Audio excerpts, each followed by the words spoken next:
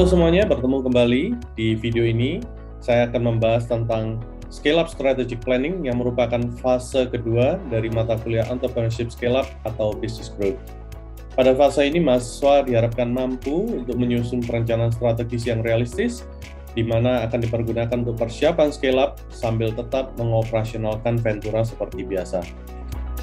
Adapun indikator capaian pada sub capaian pembelajaran ini adalah kesesuaian perencanaan dengan hasil analisis, kemudian kelengkapan dan detail perencanaan, konsistensi atau implementasi konsep operasional, serta level high sense of achievement dan lifelong learning. Adapun konten dan tools yang akan dipelajari pada fase ini itu adalah scale up tools, project management, dan action plan. Fase ini akan berjalan mulai minggu ke-5 hingga minggu ke-8, di mana pada akhir pertemuan akan dilakukan evaluasi melalui Assessment for Learning 2 atau AFL 2 dengan bobot sebesar 20%. Sebagai indikator capaian kesesuaian scale up planning dengan hasil analisis, maka untuk bagian ini akan dapat diperoleh nilai yang maksimal apabila seluruh perencanaan sesuai dengan hasil evaluasi, kondisi readiness internal dan eksternal terkini, serta beberapa tahun yang akan datang.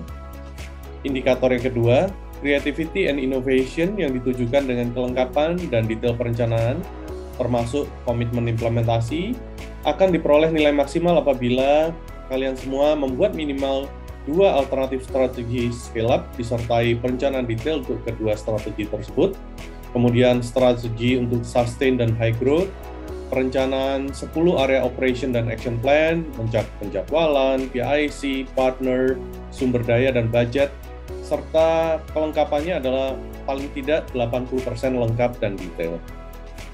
Untuk indikator yang ketiga, konsistensi operasional dan perencanaan konsep operasional, mahasiswa akan dapat memperoleh nilai optimal atau maksimal apabila operasional perusahaan berlangsung secara konsisten ya, dan mencakup 3-4 fungsi bisnis yang dijalankan, dibuktikan dengan progress report yang harus dikumpulkan secara mingguan untuk bisnis lanjutan, serta membuat konsep operasional perusahaan mencakup 3-4 fungsi bisnis yang akan dijalankan dan disertai dengan progress report mingguan untuk bisnis yang baru dibentuk.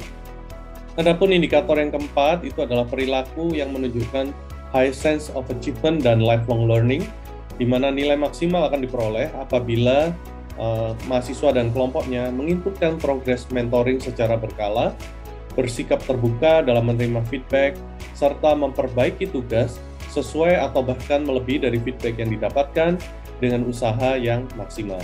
Bila tidak, mungkin masih bisa diterima dengan alasan yang logis. Demikian penjelasan tentang fase kedua dari ESU atau Entrepreneurship Scale Up atau Business Growth. Semoga bermanfaat dan dapat mendukung kalian dalam menyelesaikan mata kuliah ini dengan baik. Salam entrepreneur.